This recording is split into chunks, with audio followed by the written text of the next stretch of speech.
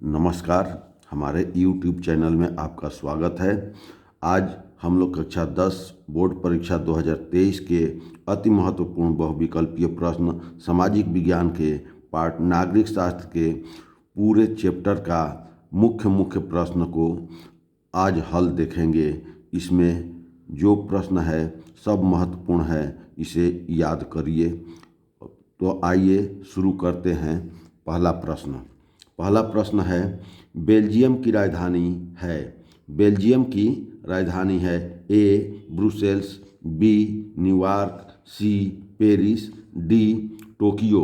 Belgium Europe महाद्वीप में पड़ता है और ये इसका उत्तर ए सही है, ब्रुसेल्स। दूसरा, बेल्जियम के किन दो भाषा के समूहों के बीच तनाव बढ़ने लगा है। प्रश्न संख्या 2 कह रहा है, बेल्जियम के किन दो भाषा के समूह के बीच तनाव बढ़ने लगा है। ए फ्रेंच और जर्मन, बी जर्मन और डच, सी फ्रेंच और डच, डी इनमें से कोई नहीं। इस प्रश्न का सही उत्तर सी सही है, फ्रेंच और डच। अगला प्रश्न है, यूरोपीय संघ का मुख्यालय कहाँ है। यूरोपीय संघ का मुख्यालय कहाँ है। A Paris, B New York, C Geneva, D Brussels. इस प्रश्न का सही उत्तर डी ब्रुसेल्स है। अगला प्रश्न है,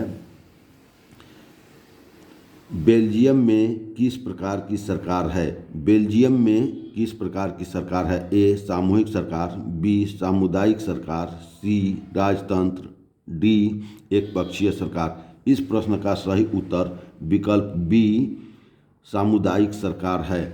अगला प्रश्न है, बेल्जियम की सामुदायिक सरकार में निम्नलिखित में से किसके मध्य साझेदारी है। किसके मध्य साझेदारी है।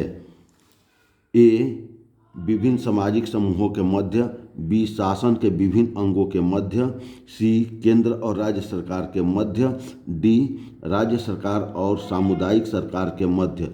इस प्रश्न का सही उत्तर विकल्प ए विभिन्न सामाजिक समूहों के मध्य वहाँ पर सत्ता सरकार के जो है कि साझेदारी है।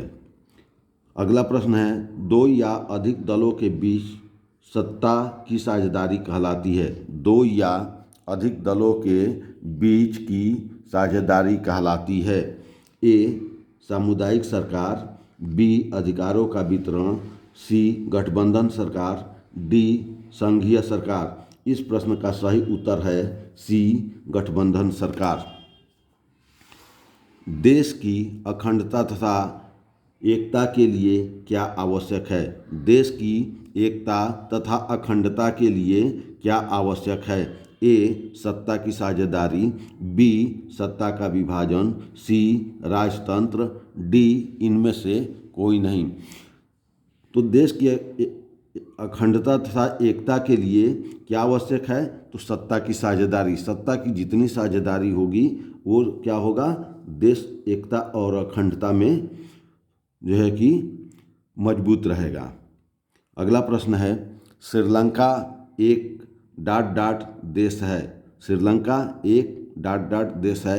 ए प्रायद्वीपीय, बी द्वीपीय, सी सीमांत, डी प्रांतीय। इसका उत्तर होगा विकल्प बी द्वीपीय। अगला प्रश्न है, श्रीलंका स्वतंत्र कब बना या स्वतंत्र घोषित हुआ। ए 1947, बी 1950, सी 1948, डी 1945। इसका सही उत्तर होगा कि श्रीलंका स्वतंत्र हुआ या स्वतंत्र घोषित कब हुआ, तो 1948 में। अगला प्रश्न है, श्रीलंका में सिंहली भाषा को कब राजभाषा घोषित किया गया। श्रीलंका में सिंहली भाषा को कब राजभाषा घोषित किया गया। ए 1956, बी 1957, सी 1958, डी 1959। इस प्रश्न का सही उत्तर विकल्प ए 1956 में श्रीलंका में सिंहली भाषा को राजभाषा घोषित की। अगला प्रश्न है 11, श्रीलंका में निम्नलिखित में से कौन सा बहुसंख्यक वर्ग है? बहुसंख्यक यानी ज़्यादा लोगों की संख्या किसकी है? ए तमिल, बी ईसाई, सी सिंहली, डी तमिल। तो श्रीलंका में सबसे ज़्यादा अधिक लोगों की संख्या है सिंहली, विकल्प सी सिंहली। अगला क्वेश्चन है, समवर्ती सूची पर कानून बनाने का अधिकार प्राप्त है। समवर्ती सूची पर कानून बनाने का अधिकार प्राप्त है। ए केंद्र सरकार, बी राज्य सरकार, सी केंद्र और राज्य दोनों सरकार को, डी इनमें से कोई नहीं। इस प्रश्न का सही उत्तर सी सही है। केंद्र और राज्य सरकार को समवर्ती सूची पर कानून बनाने का अधिकार है। अगला है, भारत में पंचायती राज व्यवस्था की स्थापना हुई। भारत में पंचायती राज व्यवस्था की स्थापना हुई। ए 1980, बी 1990, सी 1992, डी 2004। इस प्रश्न का सही उत्तर विकल्प सी 1992 में किया गया। अगला प्रश्न है, भारतीय संघ में अवशिष्ट शक्तियाँ किसको प्राप्त है? अवशिष्ट शक्तियाँ किसको प्राप्त है? ए के राज्य सरकार, बी संघ सरकार, सी ए और बी दोनों, डी इनमें से कोई नहीं। तो भारतीय संविधान में अवशिष्ट शक्तियाँ केंद्र सरकार को या संघीय सरकार को दिया गया है, यानी संघ को के पास अवशिष्ट शक्तियाँ हैं। अगला प्रश्न है, भारत में लिखित संविधान कब लागू हुआ? भारत में लिखित संविधान कब लागू हुआ? ए 15 अगस्त 1947, बी 14 अगस्त 1947, सी 10 दिसंबर 1948, डी 26 जनवरी 1950। इस प्रश्न का सही उत्तर डी सही है। 26 जनवरी 1950 को भारत का संविधान लागू किया गया। कौन सा राज्य सूची का विषय नहीं है? राज्य सूची का विषय कौन सा नहीं है? ए पुलिस, बी सिंचाई, सी कृषि, डी मुद्रा। ए पुलिस क्या है? राज्य सूची का विषय है। सिंचाई भी राज्य सूची का विषय है। सी कृषि भी राज्य सूची का विषय है। लेकिन मुद्रा का काम राज्य सूची का नहीं है, ये संघ सूची का है। ये केंद्र सरकार के अधीन आता है, यानी संघीय सरकार के अंतर्गत आता है, यानी संघ सूची के अंतर्गत मुद्रा आता है। राष्ट्रीय मतदाता दिवस कब मनाया जाता है? राष्ट्रीय मतदाता दिवस कब मनाया जाता है? ए 24 जनवरी, बी 25 जनवरी, सी 27 जनवरी, डी 28 जनवरी। इस प्रश्न का सही उत्तर है, मतदाताओं को जागरूक करने के लिए मतदाता दिवस मनाया जाता है। इस प्रश्न का विकल्प बी सही है, 25 जनवरी। अगला प्रश्न है, जम्मू कश्मीर एवं लद्दाख केंद्र शासित प्रदेश कब बने? जम्मू कश्मीर एवं लद्दाख केंद्र शासित प्रदेश कब बने? ए 9 अगस्त 2019, बी 15 जम्मू कश्मीर एवं लद्दाख केंद्र शासित प्रदेश कब बने? 9 अगस्त 2019, बी 15 अगस्त 2019, सी 16 अगस्त 2019, डी 31 अक्टूबर 2019। इस प्रश्न का सही उत्तर है विकल्प डी, 31 अक्टूबर 2019 को ये दोनों प्रदेश बने। अगला प्रश्न है, 31 अक्टूबर को सरदार पटेल की जयंती किस दिवस के रूप में मनाया जाता है? सरदार पटेल की जयंती 31 अक्टूबर को मनाया जाता है। ये किस रूप में मनाया जाता है? विकल्प ए है सद्भावना दिवस, बी राष्ट्रीय एकता दिवस, सी बालिका दिवस, डी शिक्षक दिवस। इस प्रश्न का सही उत्तर है राष्ट्रीय एकता दिवस। राष्ट्रीय एकता दिवस यानी स्वतंत्रता के बाद देशी रियासतों को एकीकरण करने के कारण इनका जन्मदिन राष्ट्रीय एकता दिवस के रूप में मनाया जाता है। अगला प्रश्न है, निम्नलिखित में से कौन सा संघीय सूची का विषय है?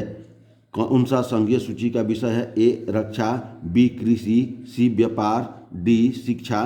तो इसमें कि रक्षा है वो क्या है? संघीय सूची का विषय है, बाकी ये राज्य सूची के विषय हैं। अगला प्रश्न है, संविधान के अनुसार भारत की राजभाषा है। संविधान के अनुसार भारत की राजभाषा है ए उर्दू, बी अंग्रेजी, सी हिंदी, डी संस्कृत। इस प्रश्न का सही उत्तर संविधान के अनुसार भारत की राजभाषा हिंदी है। विकल्प सी सही है। अगला प्रश्न है, भाषा के आधार पर प्रांतों का गठन कब किया गया? भाषा के आधार पर प्रांतों का गठन कब किया गया? ए 1956, बी 1953, सी 1965, डी 1970। तो भाषा के आधार पर राज्यों का गठन विकल्प ए 1956 में किया गया।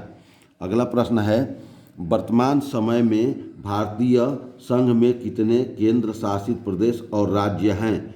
कितने केंद्र शासित और राज्य दोनों एक ही में कर दिया गया है, यानी संघ शासित प्रदेश और राज्यों की संख्या, ये प्रश्न एक ही में कर दिया गया। ए विकल्प है 9 व 27, बी 8 व 28, सी 10 व 29, डी 7 व 30। इस प्रश्न का सही उत्तर है विकल्प बी 8 केंद्र शासित प्रदेश और 28 राज्य हैं। अगला प्रश्न है, निम्नलिखित में से कौन सा संघीय राज्य नहीं है? संघीय राज्य नहीं है मणिपुर, बी हिमाचल प्रदेश, सी अरुणाचल प्रदेश, डी दिल्ली। ए मणिपुर, बी हिमाचल प्रदेश, सी अरुणाचल प्रदेश, डी दिल्ली। दिल्ली क्या है? केंद्र शासित प्रदेश है। ये संघीय राज्य नहीं है, इसलिए इस प्रश्न का उत्तर विकल्प डी सही है, दिल्ली।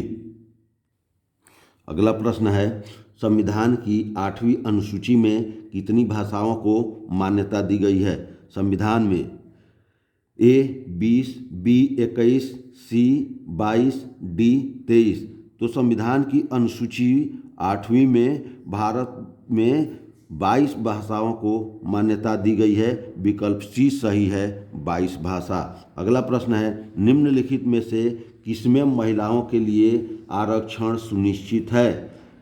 ए विधानसभा में, बी राज्यसभा में, सी लोकसभा में, डी पंचायती राज संस्था में। तो महिलाओं के लिए 1/3 आरक्षण किया गया है, किसमें? पंचायती राज संस्था में किया गया है।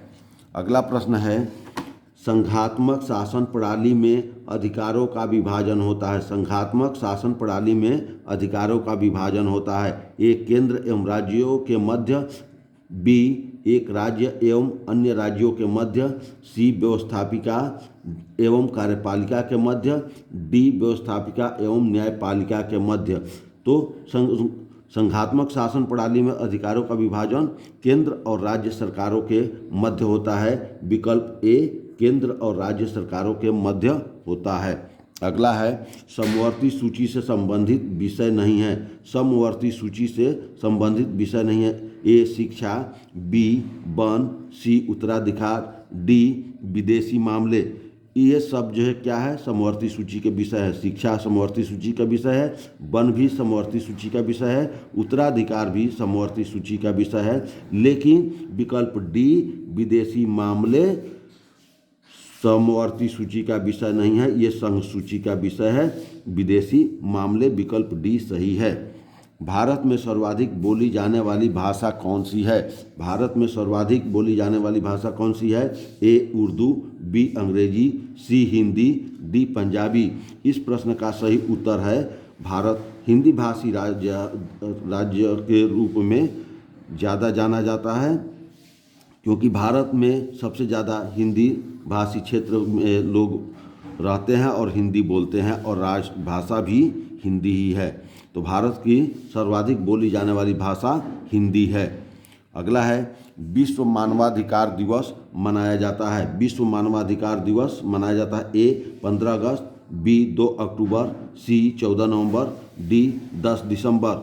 10 दिसंबर को मानवाधिकार दिवस मनाया जाता है। अगला प्रश्न है, संयुक्त राष्ट्र संघ का प्रधान कार्यालय सचिवालय कहाँ है? A New Delhi, B Geneva, C New York, D रोम।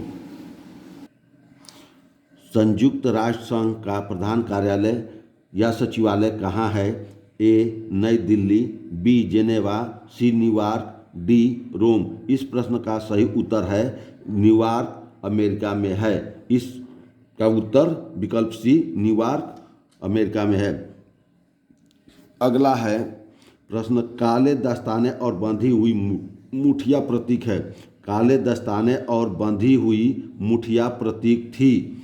ए श्वेत क्रांति की, बी अश्वेत क्रांति की, सी विद्रोह की, डी शांति की।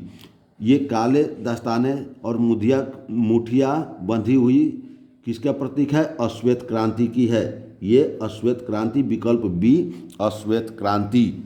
अगला प्रश्न है 2001 में संयुक्त राष्ट्र का नस्ल भेदी विरोधी सम्मेलन हुआ था। नस्ल विरोधी सम्मेलन कहाँ हुआ था? A Durban, B New York, C Geneva, D America. इस प्रश्न का सही उत्तर ए सही है, डरबन, दक्षिण अफ्रीका। डरबन कहाँ है? दक्षिण अफ्रीका में है।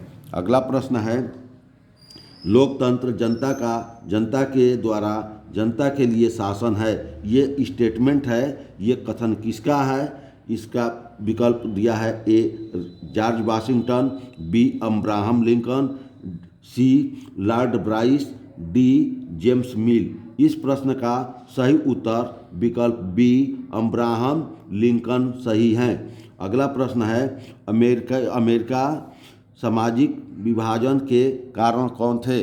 अमेरिका सामाजिक विभाजन के कारण कौन थे? अमेरिका में सामाजिक विभाजन के कारण कौन थे? ए अमीर व गरीब, बी आधुनिक व रूढ़िवादी, सी श्वेत व अश्वेत, डी इनमें से कोई नहीं। इस प्रश्न का सही उत्तर विकल्प सी श्वेत और अश्वेत हैं। श्वेत और अश्वेत हैं। अगला प्रश्न है प्रति हजार बालकों पर बालिकाओं का अनुपात कहलाता है। प्रति हजार बालकों पर यानी लड़कों पर लड़कियों के अनुपात को क्या कहा जाता है? विकल्प दिया है ए शिक्षा अनुपात, बी लिंगानुपात, सी जीवन प्रत्याशा, डी साक्षरता। इस प्रश्न का सही उत्तर विकल्प बी लिंगानुपात, यानी 1000 पुरुषों पर या बालकों पर बालिकाओं की संख्या को लिंगानुपात कहा जाता है।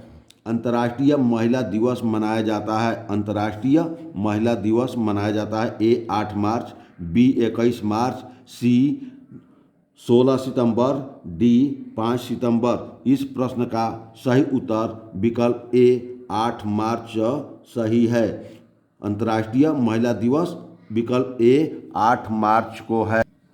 अगला प्रश्न है राष्ट्रीय बालिका दिवस कब मनाया जाता है? राष्ट्रीय बालिका दिवस कब मनाया जाता है? विकल्प ए 23 जनवरी, विकल्प बी 24 जनवरी, विकल्प सी 26 जनवरी, विकल्प डी 21 मार्च। इस प्रश्न का सही उत्तर है 24 जनवरी, विकल्प बी 24 जनवरी।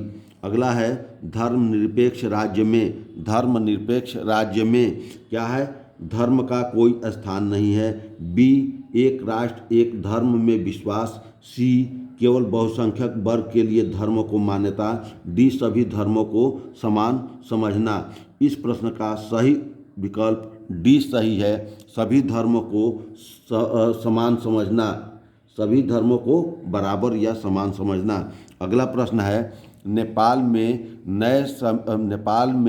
नए संविधान को कब अपनाया गया? नेपाल की बात हो रही है। ए 2015 में, बी 2016 में, सी 2017 में, डी 2018 में।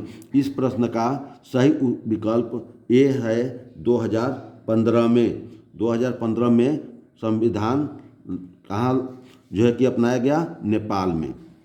अगला प्रश्न है फेडकोर क्या है? फेडकोर है एक हित संगठन, एक दबाव समूह, मजदूर संगठन, आंदोलनकारी समूह। इस प्रश्न का फेडकोर का सही उत्तर है एक हित संगठन। एक हित संगठन विकल्प ए सही है, एक हित संगठन। अगला प्रश्न है नेपाल में लोकतंत्र की स्थापना हुई। नेपाल में लोकतंत्र की स्थापना हुई। ए 2005 में, बी 2006 में, सी 2008 में, डी 2015 में। तो नेपाल में लोकतंत्र की स्थापना 2008 में हुई, विकल्प सी सही है 2008। अगला प्रश्न है नर्मदा बचाओ आंदोलन किससे संबंधित है? नर्मदा बचाओ आंदोलन किससे संबंधित है? ए सतलुज बांध से, बी हीराकुंड बांध से, सी नागार्जुन बांध से, डी सरदार सरोवर बांध से। इसका सही उत्तर विकल्प डी सरदार सरोवर बांध से है। इस प्रश्न का सही उत्तर विकल्प डी सरदार सरोवर बांध से है। अगला प्रश्न है, लोकतंत्र में जवाबदेह तथा उत्तरदायी सरकार किसके प्रति उत्तरदायी होती है? लोकतंत्र में जवाबदेह तथा उत्तरदायी सरकार किसके प्रति उत्तरदायी होती है?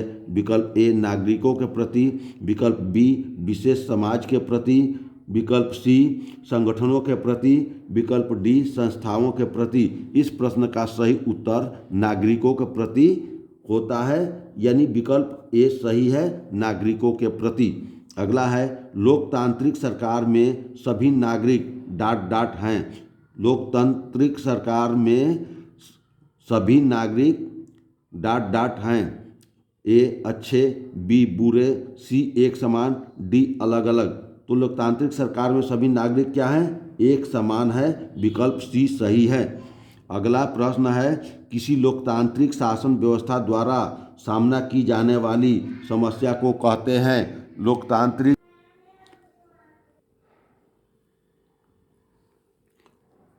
अगला प्रश्न है, किसी लोकतांत्रिक शासन व्यवस्था द्वारा सामना की जाने वाली समस्या को कहते हैं?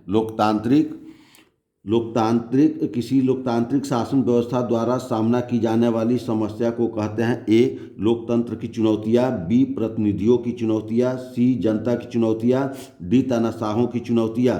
इस प्रश्न का सही उत्तर है लोकतंत्र की चुनौतियां। विकल्प ए लोकतंत्र की चुनौतियां। अगला प्रश्न है, वर्तमान में लोकतंत्र के रखवाले के तौर पर सक्रिय हैं? लोकतंत्र के रखवाले के तौर पर सक्रिय हैं। ए स्वतंत्रता का अधिकार, बी सूचना का अधिकार, सी संपत्ति का अधिकार, डी शिक्षा का अधिकार। इस प्रश्न का सही उत्तर विकल्प बी सूचना का अधिकार है। सूचना का अधिकार लोकतंत्र के रखवाले के तौर पर सक्रिय हैं। अगला है, चुनौतियों से लोकतांत्रिक व्यवस्था ... चुनौतियों से लोकतांत्रिक व्यवस्था ... एक कमजोर सरकार होती है, मजबूत होती है, मजबूर होती है, व्यवस्थित होती है। चुनौतियों से लोकतांत्रिक व्यवस्था क्या होती है? विकल्प बी मजबूत होती है। चुनौतियों से लोकतांत्रिक व्यवस्था विकल्प बी सही है, मजबूत होती है। तो ये प्रश्न आप लोग के लिए बहुत ही महत्वपूर्ण है और इस प्रश्नों को तैयार कीजिए और सामाजिक विज्ञान के नागरिक शास्त्र पोर्शन से आने वाले प्रश्न को हल कर सकते हैं और सही कर सकते हैं, अधिक से अधिक अंक प्राप्त कर सकते हैं। और हम आपसे उम्मीद करते हैं कि जो लोग नए हैं वो क्या करेंगे? सब्सक्राइब करेंगे, लाइक करेंगे और शेयर करेंगे। धन्यवाद।